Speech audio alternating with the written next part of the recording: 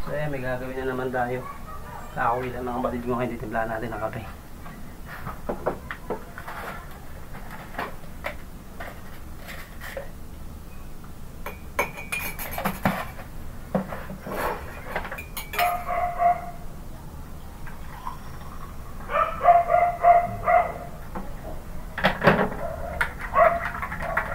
Dahil mabait tayo pag-reserve natin siya ng kape ngayon.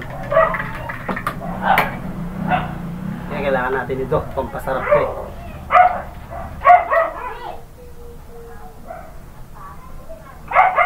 Kaya isang kutsara lang.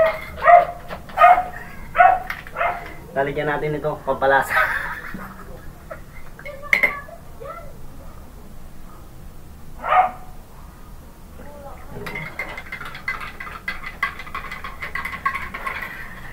Yan, medyo mainit pa.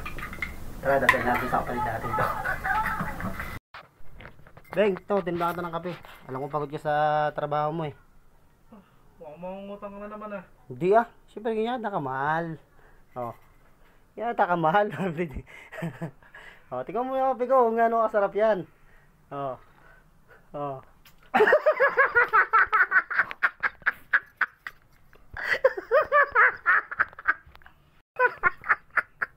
Ano?